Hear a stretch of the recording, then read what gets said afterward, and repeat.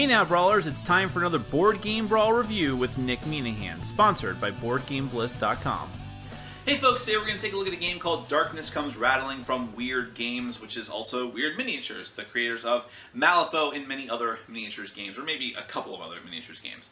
But this is a straight-up board game from them, and this one I think, as far as the storyline goes, is based off of a new IP, or at least one I haven't heard of before. I wouldn't be surprised if this is some sort of RPG that it's based on, but the storyline of Darkness Comes Rattling, which is a very unique name, by the way, is, I'd say it's fantasy, but that gives you images of elves and orcs and plate mail armor and all these different dragons and things like that, which is not what this is.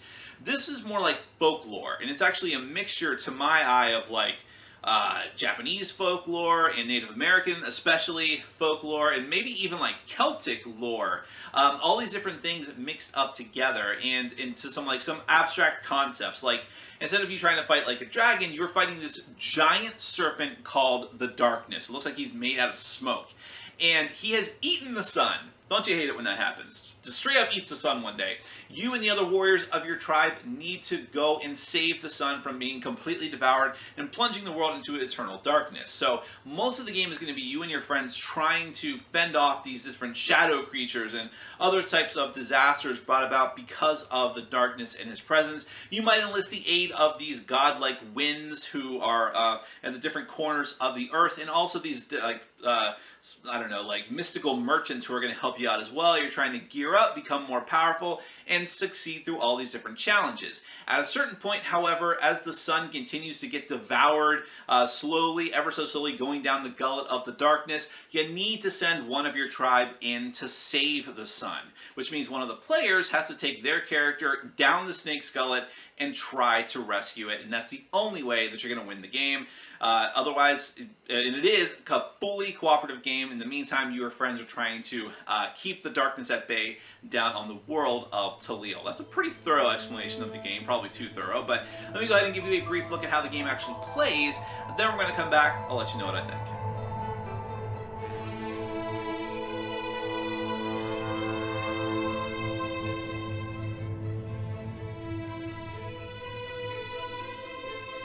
Okay, I'm going to try to give you a brief overview of Darkness Comes Rattling. It's not like a supremely complex game, but there is a lot of stuff going on, and I'm not sure I'm going to be able to hit on every single idea and mechanic in the game. I just want to tell you the general gist of what's going on here. So this is a fully cooperative game. Each player takes control of a spirit warrior, and you are trying to save the sun from the darkness. Now, you have this board that you're going to set up here, and along the board is actually one huge circle with these 4 wind tiles attached to each corner of it. We'll get back to that. Around the edges of the board is the darkness itself. You see, it's a giant snake. It can be kind of hard to tell from a distance, but that snake rings around the entire board, and there are a bunch of spaces with icons. And the sun is going to be put at the head of the snake. And then as the game progresses, the sun is going to move further and further down the track into the darkness, sometimes kicking off different consequences when it gets to all these different icons on the board.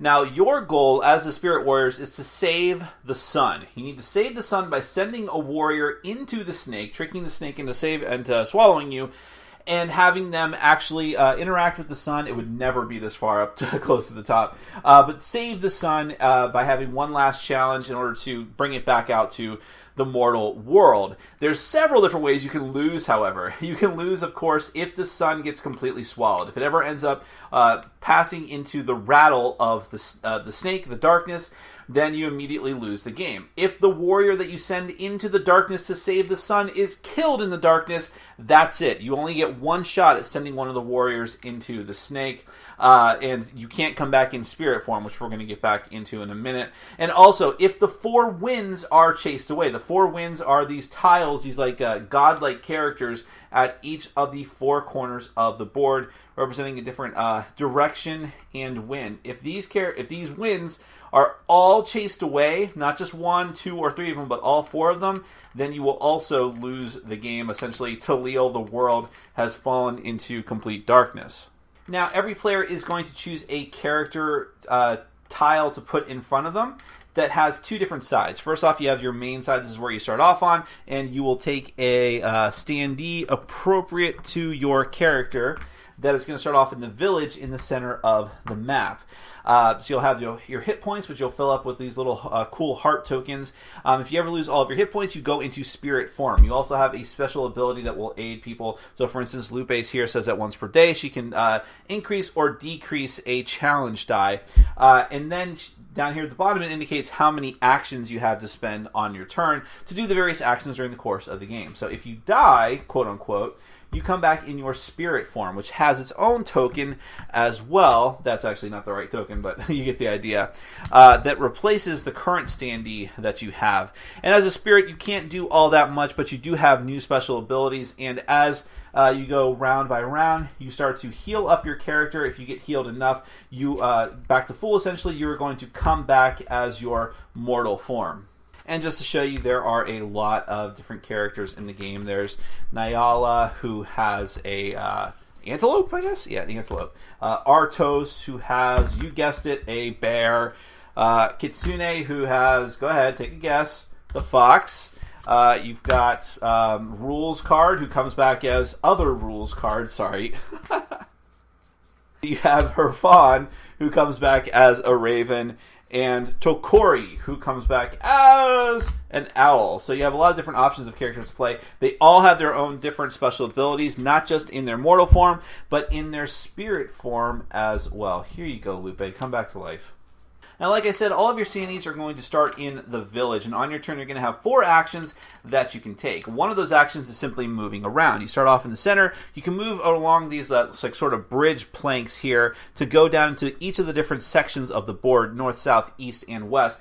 Each of them is going to be populated with challenges. You're going to shuffle up these separate challenge decks at the start of the game and then put them face up in each of the spots on the board. These smaller spots above is where you and corruption tokens are going to just hang out, just chill.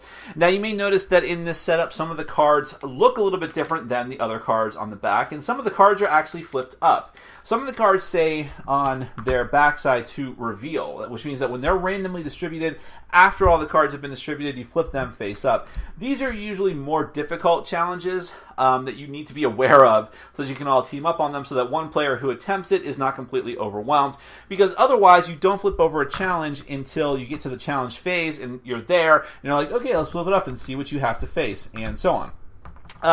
Also, some of the cards are corrupted. This means that they are particularly nasty whenever corruption tokens would be placed. Those cards are also going to get extra corruption.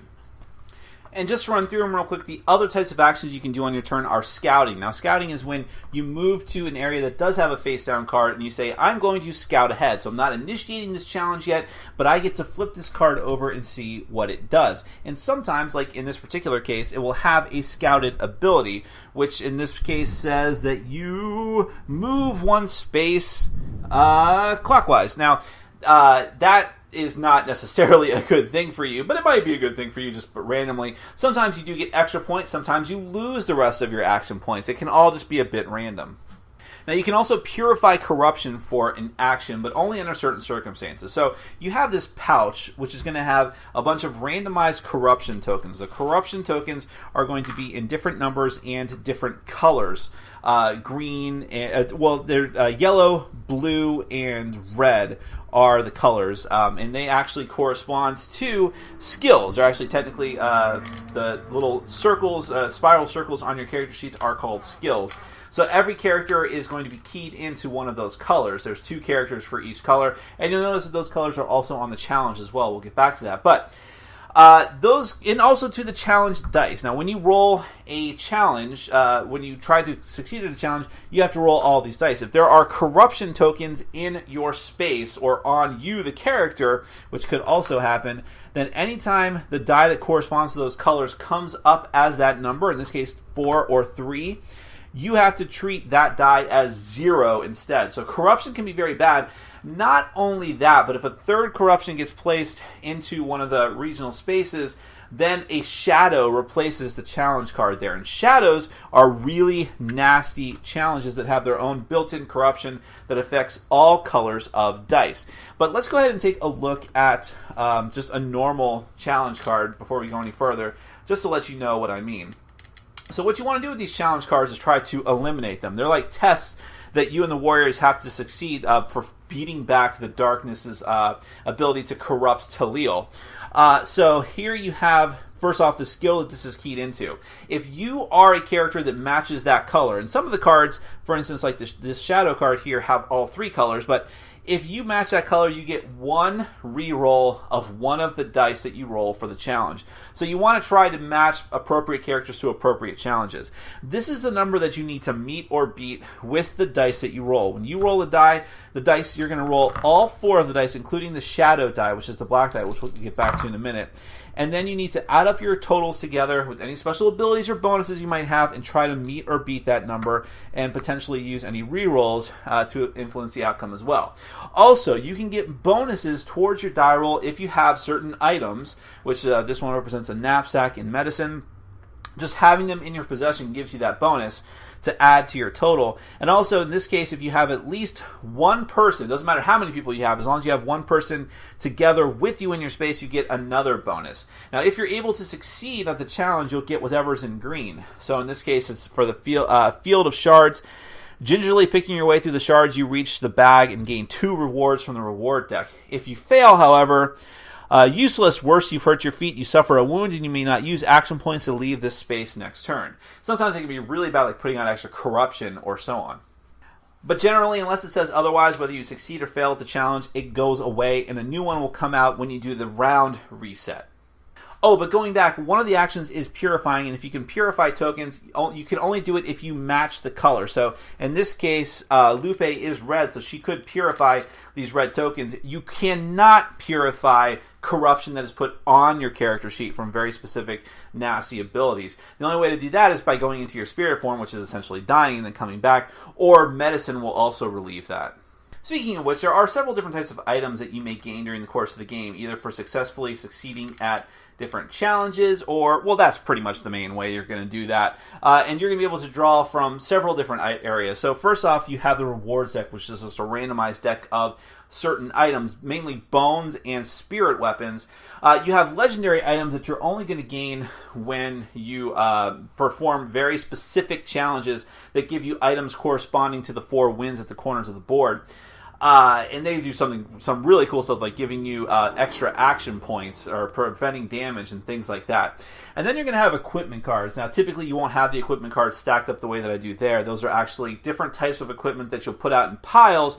And then when you're able to gain equipment, you can choose the one that you want. And actually, I'll mention that in the corners of the board, you have the Millennium Tortoises, and you have the Bone Smiths, and those are where you're going to be able to sacrifice bone cards that you have in order to, in the case of the Bone Smiths, gain equipment, or in the case of the Millennium Tortoise, you can please one of the wins at the 4 corners of the board. Now, unfortunately, if an area becomes overrun by shadows, you displease and anger the winds, and if you would ever anger a wind to the point where you have to move the token all the way to the left off of the board, that wind runs away and you're one step closer to defeat, as well as potentially losing a powerful ally. Now, each of the... I'm getting a bit ahead of myself. Let me go ahead and talk about the different items before I move back to the winds. So, in the equipment piles, here's some examples of things you're going to find. You have things like the spear. Now, just having one of these, if there's ever any kind of weapon icon on a challenge, you can gain a benefit from it if it's one of the different types of weapons like the spear. But you can also use them for different special abilities. So, for instance, having a spear, if it's used to modify a challenge, it can be discarded to ignore all wounds that you suffer. Then there's general use items like rope, which says that provides a +1 to your challenge value for each other warrior in the same space. Medicine lets you get rid of remove all corruption from warrior in the space just by discarding it. Canoe, travel pack, torch. A torch you can use to remove corruption tokens of any color. You would normally have to match the skill that you have, and so on and so forth. So those can be very useful things to have. Then you have the cards from the rewards deck that you gain randomly. Some of them are just bones of earth or bones of sky. Now, having some of the Static bonuses you get for challenges do require you having a bone, but sometimes you just want to discard them to get bonuses, like discard during a challenge to gain a reroll, or discard to gain an action point. You have the Sunstone. You can remove all corruption and shadows from your current space, and some very rare cards will give you a bonus for just having the Sunstone. And then you have the Spirit Weapons. These are what you're going to need to fight the shadows. They're the only type of weapons that can be used to fight the shadows, and if you don't have them, the shadow immediately fails. That challenge will immediately fail for you. And they also give you special abilities, just like having the regular weapons, and they can be used to modify regular weapon challenges as well. And the Moon's Blessing, which is really cool because you can treat all challenges as if they match your skill color, therefore giving you the ability to reroll in any challenge. You can also discard this to please every one of the wins. And that's a good segue. Let's talk about those wins. So if all the wins start on 0 with the token in the center of them, but if they get into the pleased area, then you see you can get different bonuses. Like in this case, for the South Wind, if you start your turn in the south, then you can adjust your wounds by whatever the value currently is. So in this case, you get +1 to your health, but if you go in the opposite direction, which means that she's angered, you're going to get -1 instead. Then you compare that over here to the East Wind, who has to do with corruption, which, if he's pleased, every time you have to put corruption out, you put -1, which means you put out less corruption. If he's angered, you have to add more corruption when he comes out, and so on and so forth. So having the wins on your side is not necessary, but it can be very, very helpful, and you certainly don't want to let them get too low, or else they're going to run away and potentially cost you the game. Now, I realize I'm kind of all over the place because there are a lot of things to keep track of during the course of the game, but let's step back and talk about these dice again, because one of the dice that you have to roll is the Shadow die. You roll this every time that you have to perform a challenge, but also if for whatever reason you cannot perform a challenge, like it's your turn to take a challenge during the challenge phase, but you are in front of no challenge because something made it run away or get discarded, you still have to roll the Shadow die just to see what happens. And there's different sides of the dice. If it's got this these 2 rattles, or there's also a single rattle as well, that means you have to move the sun further down the darkness track, which could have different consequences I'll explain in a moment. If it's the eye symbol, then you have to add a corruption to a region of your choice. And then it also has the shadow marker, which of course means that you're going to have to add a shadow to an open space on the board, which says that you have to add a corruption token to each space adjacent to a shadow card, which might actually be the merchants, by the way, which could corrupt them and make them very different. Like the dark merchant, you have to roll the shadow die in order to activate his ability. But in any case, you add a corruption token to each space containing a corrupted challenge as well. Some of the challenges are called corrupted challenges, which we covered before.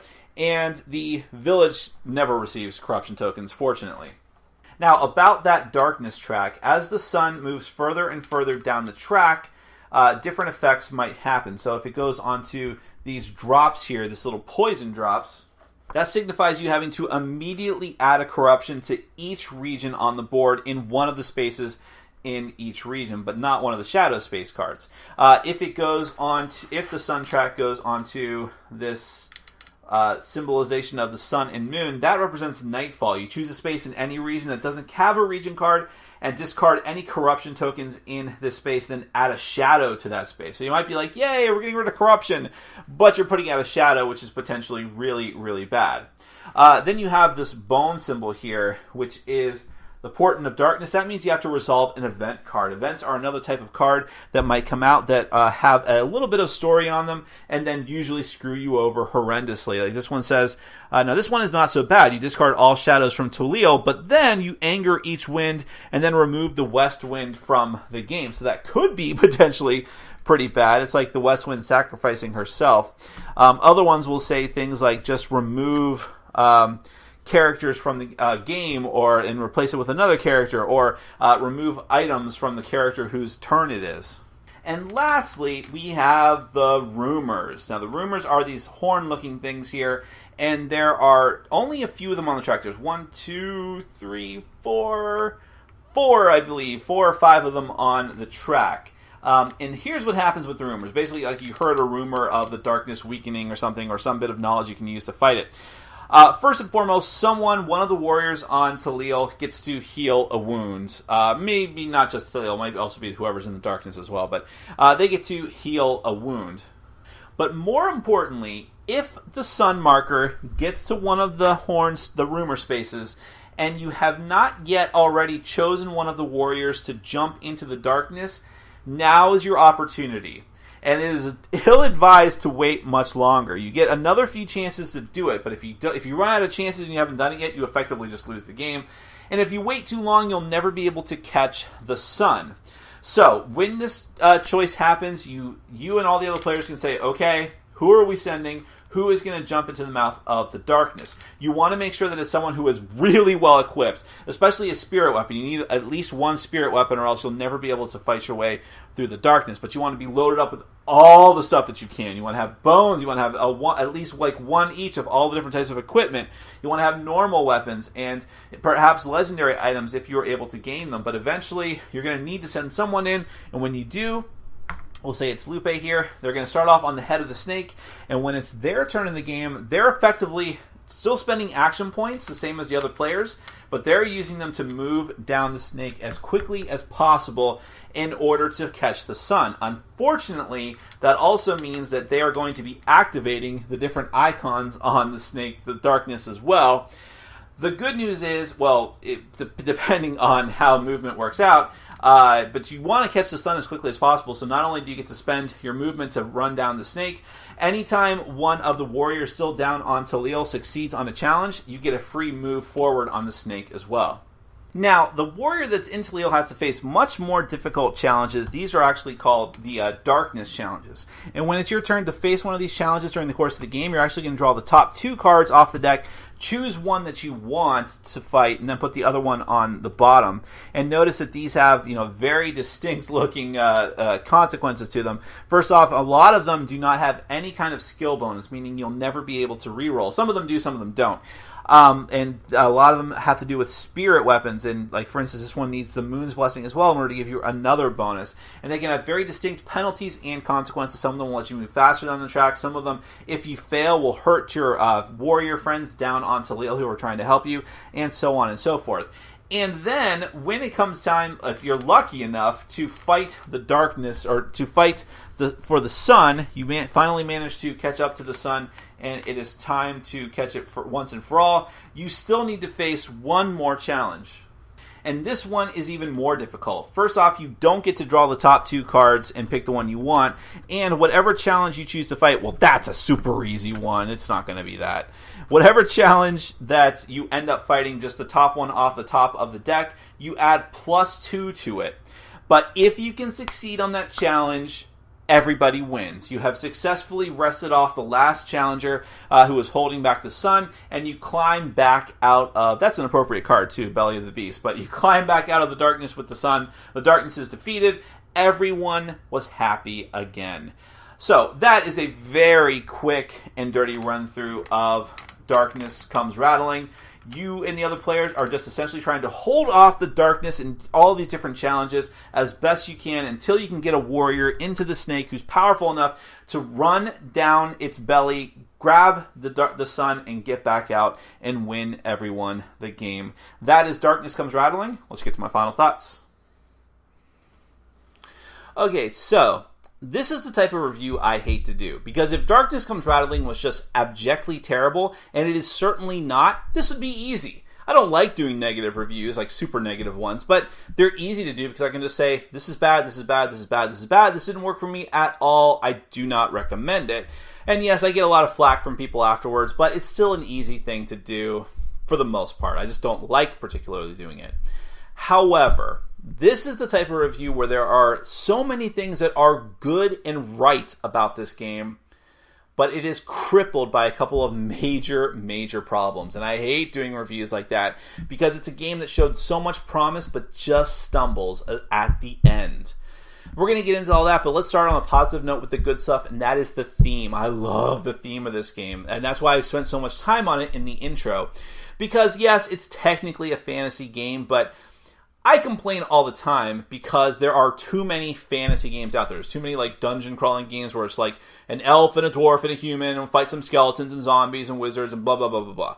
I like that. I like fantasy a lot, but it's overdone at this point. There's too many games like that. So to have a unique version of that, steeped in folklore, but still with like characters who feel very powerful and magical and all these different things, is just great, and the artwork really brings that all to life. I love the artwork in the game. I love the idea of it, and the going into spirit form is a really cool thing.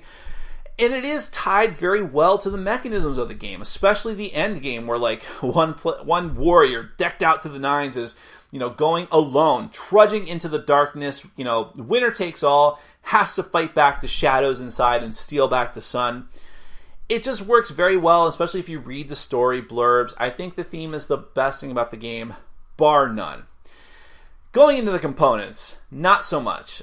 Now, like I said, the artwork is fantastic. I can't take that away. And some of the individual components are really good, like the pouch that holds the tokens, and that's fine. And even like the dice are okay, like the darkness die. What does not work, first off, that board should be one piece. No doubt about it. I understand that they were going for some sort of artistic, aesthetic thing with the winds being detachable and on the sides, but they don't go in different places. They're always going to be in the same place. Why have them there? I think it would have looked much better to have a unified board that isn't like sticking up at places because of the way that it's laid out. It does feel very cheap. It's not like a fantastic quality, and I think it just could have been better. The worst part, however, are the standees. First off, they are made in such a way, or at least the bases are made in such a way that as soon as you stick them in, they're damaged forever. The bases tear up the bottom of the standee no matter how delicately you put them in. Maybe we got a bum copy with bum stands? I don't think so. They totally chewed up the bottom of them, and they cover up the name of the characters. What kind of sense does that make? Not to mention the fact that you have to swap out if you go into spirit form, you have to swap out your character token from the stand with your spirit form, unless you're playing with less players in the max, and it's like, well, like you're doing even more damage. Now you're damaging the spirit tokens, and you're putting more stress on the original standee.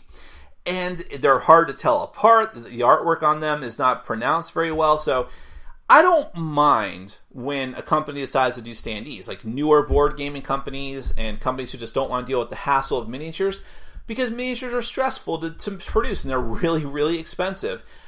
But if you're a miniatures company, like Weird Miniatures is, there is no excuse not to put 6 miniatures in the box. I can count. Why? Why would you not do that? You do this for a living, and you finally make a board game, like a fully intact board game, and you don't put miniatures in it to try to at least move a few more copies to miniatures gamers at least? That's mind-boggling to me. Unless this was just like some sort of experiment they didn't want to put a lot of money into.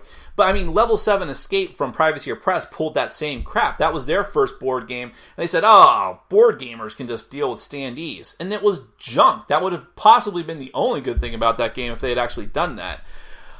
So I really don't understand that move. I think that it would have really helped the game's aesthetic and made it a little less frustrating to, physically play. But okay, or at least get the standees right. Anyways, moving on to the rest of the gameplay elements. This is your typical run around the map, put out fires or outbreaks, quote unquote. In this case, it's corruption from challenges.